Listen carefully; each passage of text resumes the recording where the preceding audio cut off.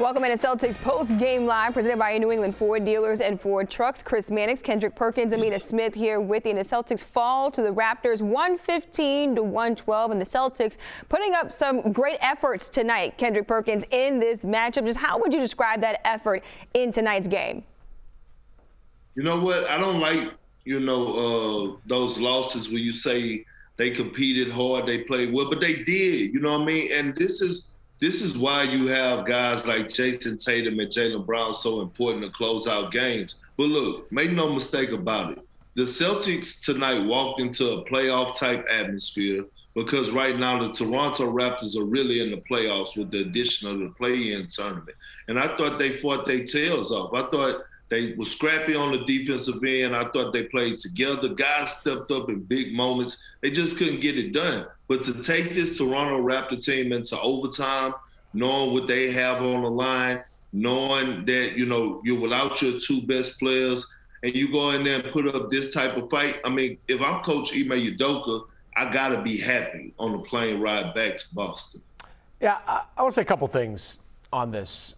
There are no moral victories in the NBA, obviously. It's wins and losses. But to watch this Celtic team come in without most of its core and to play the way they did was really remarkable. That's a really good Toronto Raptor team, one that had won 8 of the last 10 before this game tonight. And they played exceptionally well. They matched the intensity. They matched the skill level. They had a tremendous game plan. They came in daring the Raptors to beat them from the outside. It was smart because the Raptors do not have a group or high-level group of three-point shooters. And it worked for a lot of that game. Ime Udoka proved once again why he should be in the conversation for Coach of the Year. That's the first part. The second takeaway from this is, Brad Stevens at one point was getting killed for only getting Daniel Tice in the Dennis Schroeder deal. People were saying, you couldn't get a second-round draft pick. You couldn't get a first-round draft. You couldn't get any draft picks for Dennis Schroeder. Where would the Celtics be without Daniel Tice in this game where he had 13 points and 10 rebounds and 2 blocks, and moving forward with Robert Williams potentially lost for the rest of the season? I mean, you hate losing, and the Celtics took a step back in the standings because of this loss, but I was impressed with this loss as much as I was many of the wins that I saw this team have this season. Yeah, no Jayson Tatum, no Jaylen Brown, no Al Horford, no Rob Williams. However, Perk, what did this game show you about the depth that the Celtics have at this point in the season? Well, I think we heard Scal talk about it. We heard Scal talk about the word culture being thrown around the NBA. And tonight was a prime example. When guys are out, because of the culture that has been established over the last 2 months, now all of a sudden you see it. You see it happening where guys could just walk on in. Like when I look at the Memphis Grizzlies, guys go out, John Morant go out, the Memphis Grizzlies just keep rolling.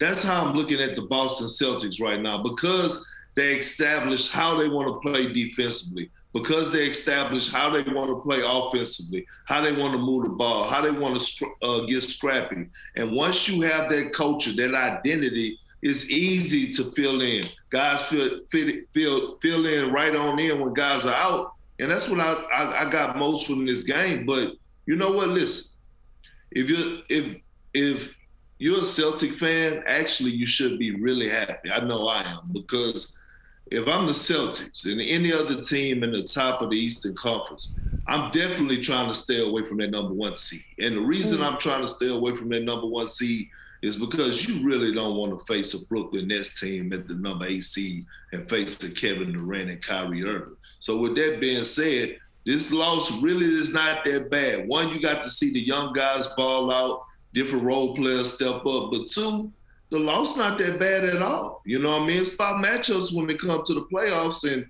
let somebody else get Brooklyn first round, because I believe they're going to be in that 8th spot. I do love when Scal and Perk predict the standings. Predict the standings right there. 9 games to go, and we got Zoltar and Nostradamus predicting what's going to happen.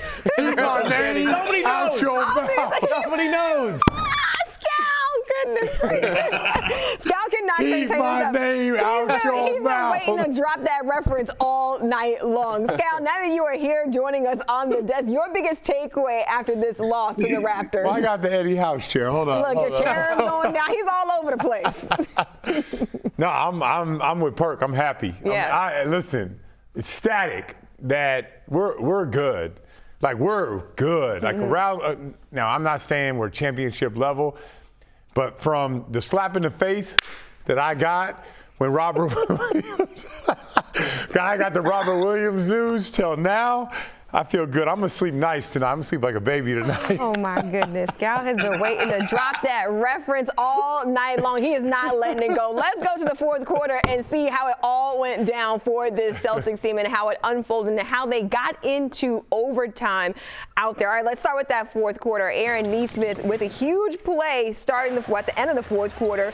Big three, putting the Celtics up by 4 points with this play right here. And then Pascal Siakam, he's going to race to the other end of the floor. Yeah, Pascal Siakam. It was a Pascal Siakam show. He got to the other end of the floor, driving to the basket, getting this bucket right here.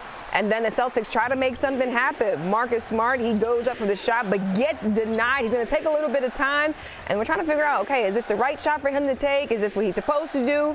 He's getting ready, goes up for it, boom, gets blocked at the basket. There's a foul on Siakam, goes to the line, and now the Raptors, they tie the game, and Grant Williams, he turns it over, and then this is how we get into overtime. You hear that the Celtics are 4-2 in overtime games so far this season. Yeah, that was a good play. But it didn't work out. That was a good play, though, at the end of the game. Grant Williams just fumbled the basketball, then turned it over. If he had made that catch clean, he's such a good corner three-point shooter. Celtics might have had a chance to win. But he wasn't in the corner. He's got to be in the corner on that play. If, like, spacing matters at the end of the game. He knew, too. He fumbled that play at the end. All right, let's go into overtime. Marcus Smart on the drive right here, putting the Celtics up 110-106. Is right in overtime. And then OG Anunoby with the three to cut the Celtics lead right here at this point as we are in OT. And then Pascal Siakam, it was the show. This is where it started. Gets his own rebound right here and then puts it back into the basket. Bad luck. Yeah, that just wasn't in the Celtics' favor right there. Defensive end comes up big with a huge block. And then Siakam jumper at the end of this play. And the Raptors, they take full control in overtime. Derek White had 2 opportunities at the rim in overtime, just came up short both times. Siakam fouls out on this play right here. At first I thought it was OG Anunoby on this one. So then Grant Williams, he gets to the line, and then we got a 1-point game in this one. And then you see Marcus Smart taking the shot. They're trying to get something done.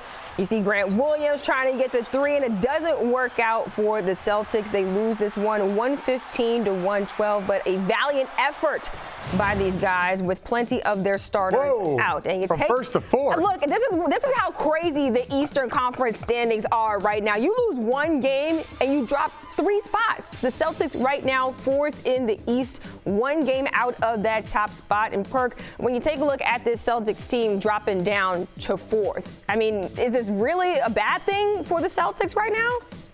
No, it's a great thing. And look, you think these guys were getting rest for no reason? Listen, would you rather the Celtics face the Chicago Bulls in the first round or have a possibility of facing the Brooklyn Nets?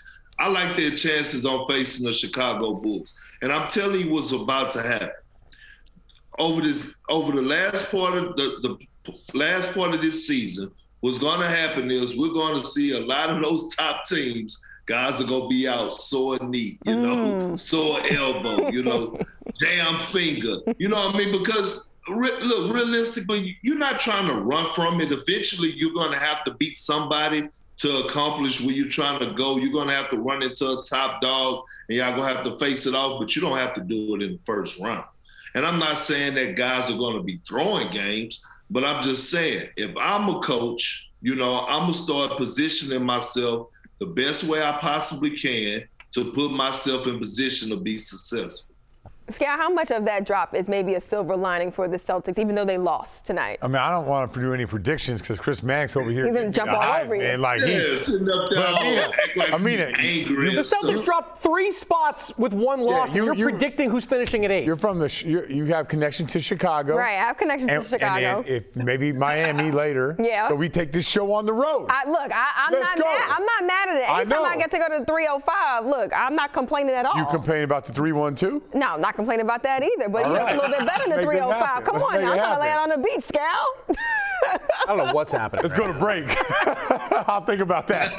Just really quick, Mannix, do you think this is a bad thing, though, that the Celtics, they lose one game and they drop down to 4th in the East? No, because if you beat Miami on Wednesday, you probably back up at 1st all over again. I mean, this thing is so fluid right now at the top of the standings, and it's fluid at the bottom of the standings. I know officially the Heat, or the Nets rather, are sitting in that number 8 spot. By this time next week, it could be completely reversed where Cleveland's there or Charlotte is sitting there. I just have no idea. At this point, focus on yourselves. Get wins, as many as you possibly can. Don't worry about a place in the standings. You have no idea who you're going to face in the first round. Well, a lot of effort. Go ahead, Perk. Go ahead.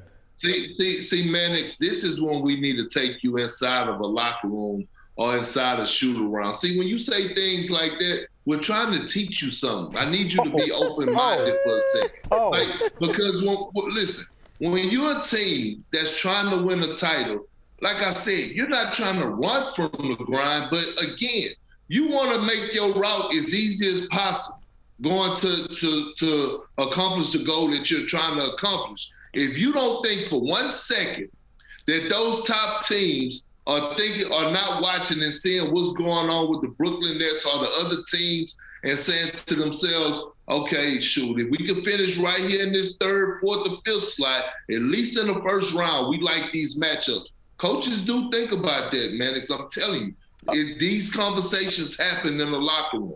Okay, I believe they happen. The Clippers tried to do that last year. How'd that work out for them? Not good. Not good. They tanked away the season finale at Oklahoma City. For a few other teams. The Clippers intentionally lost to Oklahoma City, and then they got beat early. Like that, they tried to avoid the Lakers. Right, y'all can do this when I'm gone. Trying to work out some strategy. A lot of effort in tonight's game. But, Scal, who got tonight's Tommy Award? I thought we were going to have to do it after break. All right. I know you guys, you'll agree with me on this one. Marcus Smart, from the jump, he was into this. And no Tatum, no Brown. Marcus Smart stepped up big time. I thought he made energy plays. I thought he made people around him better. I thought he played defense. They weren't going at him. They were going at some other guys. Look at him on the boards. So Marcus Smart, across the board, was elite. This should have been a clear path foul as he strikes on the defensive end. Tough shots in overtime. That man right there is a Tommy Award legend. Yeah, Marcus Smart, no stranger to winning the Tommy Award. You see him up there. I said coming in, Marcus Smart needed to let it fly tonight. He let it fly. 25 shot attempts. Exactly. That's exactly what you asked for.